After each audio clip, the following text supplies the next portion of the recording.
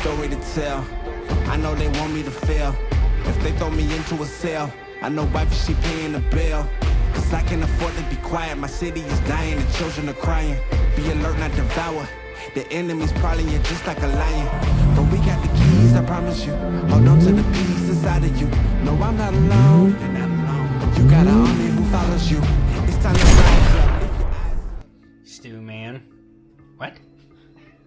We just unraveled a big expense on the Lexus, didn't we? Yes. Big expense. Huh. Yeah. That means you're gonna have to cut back on kitty food.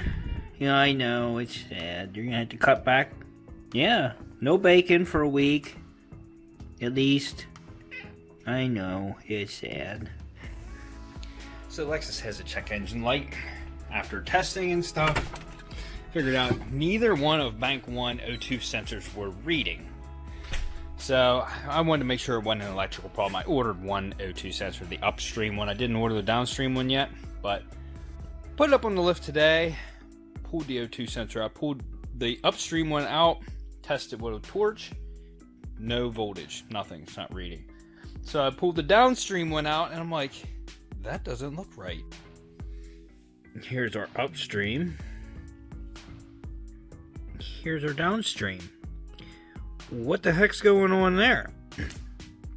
So then I look in the Bank 1 cat, and I was like, I seen something in there. And listen to this. I can't hardly reach it now.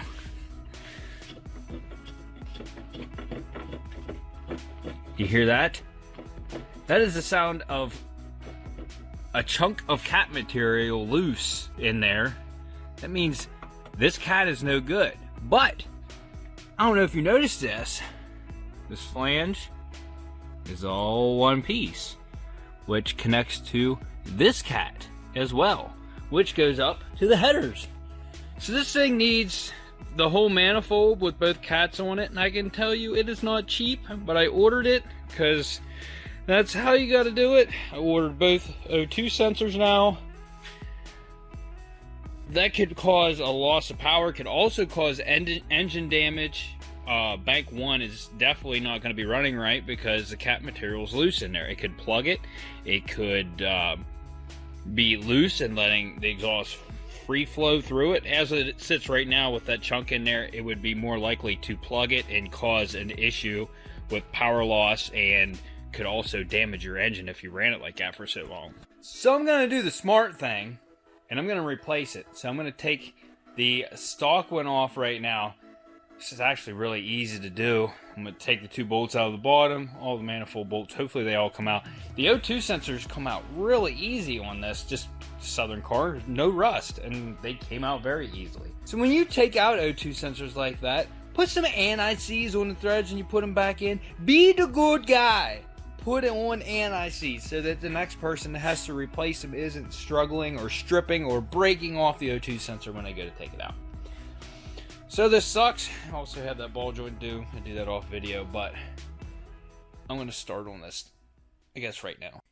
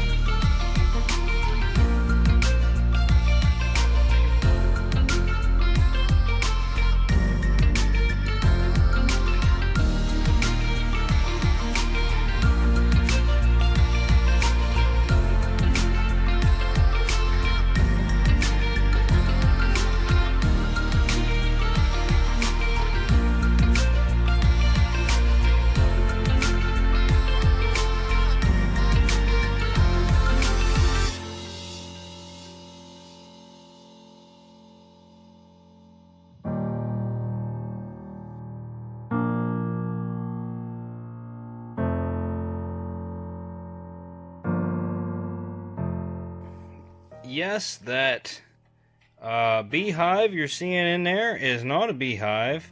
That is what's left of the cat material jingling around inside there, as you can see. I haven't checked out the other one yet. See, this is what it should look like. As you can see, it goes right up to the edges. Well, see, I don't even know about that. That one might be burnt out as well. But it's in better condition, I can tell you that. Yeah, that one's also loose. They should go the whole way out to the edges. So both of these cats are bad. So this thing should run way better whenever I get these replaced. So anyways, I don't know if you knew this, but cats are worth some money. So I did order a new one, but this week I'm going to take this and I'll let you know what I get for scrap out of this. Chances are I might even get more out of this than what I paid for my new one. So we'll see what happens. We'll stay tuned, and I'll get back to you later in the week whenever I have my parts. Crossing my fingers, this header pipe is good that I got. It's a Flowmaster. Just got here today. This is Thursday. It's the end of my work week this week. Or no, today's Wednesday. This is the end of my work week this week because I got a doctor's appointment tomorrow, so I got to take off. But here's one O2 sensor. The other O2 sensor's new. I did put new parts on already, so let's go over that.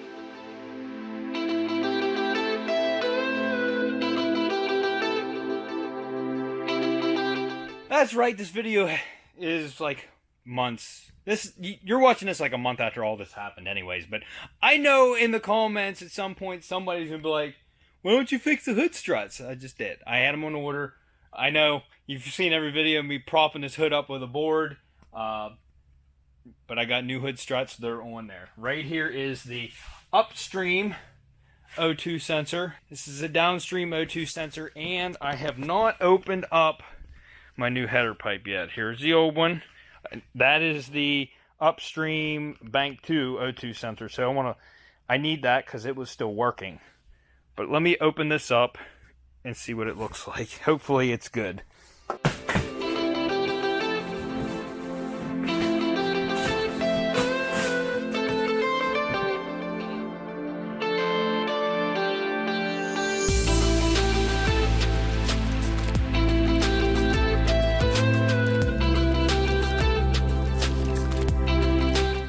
Alright, so first thing I noticed from this one to that one.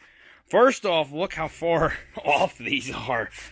Like, I mean, they have flex to them, so that's not really going to be an issue, but look at that. Also, these are a lot smaller than the original ones, but this flange is a lot thicker than the original one. Look how that is huge. But yeah, these pipes are just a little bit smaller. Let me get a measurement and see. Maybe the inside diameter is about the same. Let me check. So actually, I measured them, and I'm getting like 1.3, which could be from carbon. Oh, I guess I should turn this on. Anyways, I'm getting like 1.33, 1.34 out of these. I'm not even getting that on that one. Hold a minute. There we go. 1.36. They're very similar. I'm thinking the carbon buildup on this is the only difference in my measurements. So even though these pipes look smaller, they're the same diameter on the inside. So it might just be the thickness of these pipes, or just the way they're bent that they look like they're bigger. They're actually not. Or just because of that flange being so much bigger, it might look like that. Anyways, it's a lot easier to put this in the car with the O2 sensors off, except for the upstream bank 2 one, since it's on the back side, the one that's still on there. So I'm going to go ahead and throw that one in the pipe, take all these plugs out, and we'll throw all the bank 1 sensors in after it's in the car already. So let's get to working on that, and we'll get them thrown in the car and see if everything is kosher.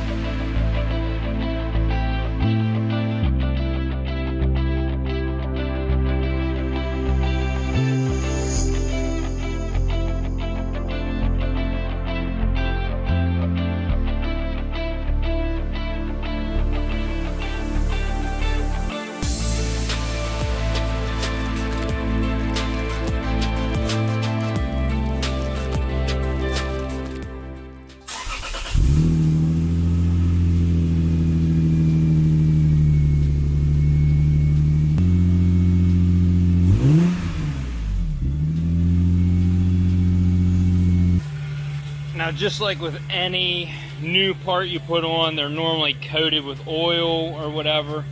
You see it's a little bit smoky in here. It's because it's burning the oils off of these new pipes. Plus, I had my hands on them, so they got oily that way. But I want to see if my O2 sensors are reading.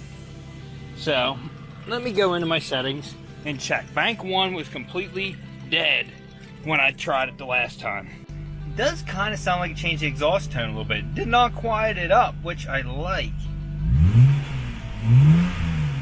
Sounds pretty good if you ask me. Anyways, I'm going to pull up the data stream, and if everything's reading, I'm going to clear the code, and then we're going to take it out for a drive and see if everything is good then. And now we have an exhaust rattle. You just can't win. Alright, so I'm not sure how clear this is going to show up, but the purple line up here is Bank 1 sensor 2. The yellow line is Bank 2 sensor 2. The light blue is Bank 2 sensor 1, and then there's a dark blue one in the back is Bank 1 sensor 1. So your upstream sensors are going to read up and down. The voltage should be going up and down constantly. Your back to your downstream one should be pretty steady. And as you can see, as the thing heats up in the graph on this, you can see that they're staying steady. Before, I was getting nothing on one. So upstream and downstream, 0 voltage, nothing. So they're reading now. I know this is probably not clear. I try to get it to focus, but they are reading now. So I am going to clear the code. My exhaust rattle went away already. I need to see what that is. Anyways, so I'm going to clear this code, and then we're going to hit the road. The only downfall to this point is I went back and my exhaust was hanging totally different. That's why it was rattling, because these headers are just a different size. Fitment on these is okay. I had to struggle a little bit. I mean, they weren't horrible. I've obviously had things that fit worse. Yeah, baby! Yeah. With everything reading, I am hopeful this is going to fix this. So, sounds decent though. Oh, it does. It feels better. It feels way more peppy already, like right off the bat. Yes. All right, so let's see how she rides. She's good right off the bat, but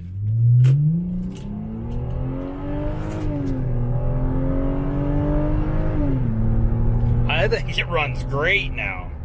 Holy crap. That is definitely what she needed. Boy, she opened up. Works great now. I'm going to run for a little bit. I'll get back to you if the check engine light comes on. So, I'm going to do a little observation. Almost back home. About a 20-minute drive. No check engine lights. This thing is good to go.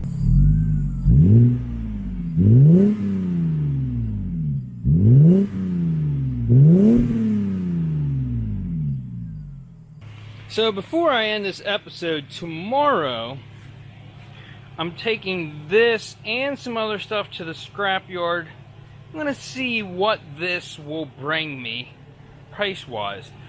I honestly didn't know how much cats were worth. I have some other scrap. I have that bunch of AC compressors. I honestly should take this hood, some other stuff, but right there, some airbags, and gotta take the plastic tank off of that, part of a core support, more radiators. So I may be doing a little work here tonight, some old bumpers and stuff, but I'd like to, you know what, I'm not going to take the hoods and stuff. That's just, I don't want to take that right now. I'm just going to take stuff that I can fit in the trunk of this car, because I want to take this car and see what kind of mileage I'm getting out of it. Not good the way I'm driving it right now. Almost loaded up with everything. I got one thing to do, and that is I have these tail lights out. Because I don't know if you noticed how white they are. Everybody thought when I hit my brakes that my reverse lights were on. And it's just because those lenses have a tendency to fade on these for some reason. So I am doing a DIY fix.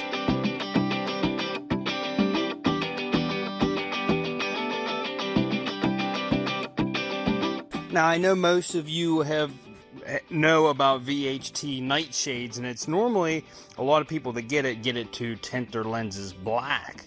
But a lot of people don't know that they also make red tint. So they look like brand new lights. I got one more coat I want to put on. I got to give this just a little bit of time to dry, but I used 2000 grit and scuffed the lenses.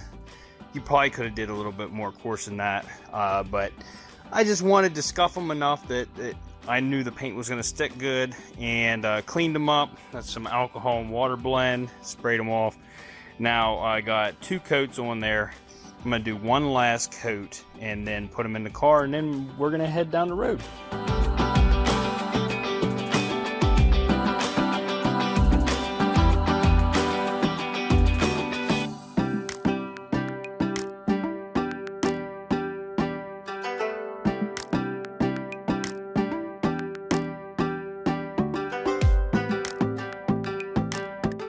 I want to be the first to say, what a good product. Like, it went on even, it went on clear, it looks like I put brand new lights in, and it looks really, really good. That's great, because everybody thought I was putting my reverse lights on when I hit the brakes.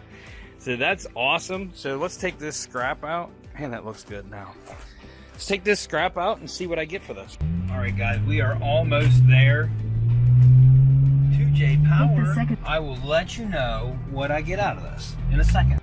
Wasn't quite as good as I thought it was going to be. Oh, let me get my seatbelt on for you. Oh, where's your seatbelt? I'm sorry, but I don't need your help. Yes, you do, motherfucker. He said normally they go by the OEM part number, take the part number, and they can search it and see what the value is on them. He said the foil cats are, he said they use those on a lot of imports, and they don't have any part numbers on them, and they go by weight. Well, that happened to be a foil cat, both of them, so there was no part number on it anywhere we were looking for it, couldn't find them.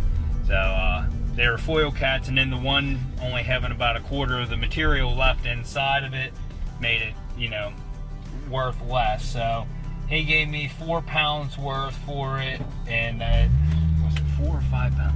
I think it was 5 pounds. Yeah, he gave me 5 pounds worth. It's $20 a pound, so $100 bucks is what I got. Takes the sting off of the $340 I spent for the new one, so it's $240, but still, that's better than nothing. It was worth the drive out here. And then I just gave him some other random aluminum's bringing nothing right now. I got $6 and some change for the aluminum, so 106 bucks. Better than nothing. I'll be able to eat tonight and put some fuel inside this. I really need to clean this thing up, but I just did a little bit of touch up, which I actually got some paint on the lens, it looks like. I'm gonna have to wipe off. But this was all scuffed up right there. That's just white spray paint that I kind of blended in. It's not perfect, but it looks a lot better than having all the scuffs there. There's still scuffs on it. This thing needs washed. And the back end looks more fresh. I was going to do touch up on the back bumper too with the spray paint, but that back bumper needs seriously washed, and I think the paint color is going to be too far off. I did a little bit of touch up in some of the spots that were like really scuffed up, and like down here in this corner was all messed up, and as you can see, it's just so far off the color. I really need to wash this thing, but I don't know. I'd have to almost spray this whole bumper for it to even look remotely decent. I don't think it's going to be worth it. But the tail lights look really good.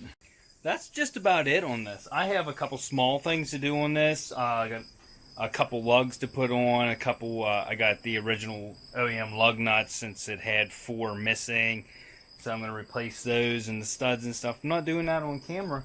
But very shortly, and actually until you see this video, this thing's going to be listed for sale. I am going to be driving it, but it's going to be for sale. So I don't know if it's still available or not when this video comes out. But that is going to be the end of this video. So if you guys enjoyed the video, hit that like button. Consider subscribing. If you do subscribe, hit that bell so you get notifications.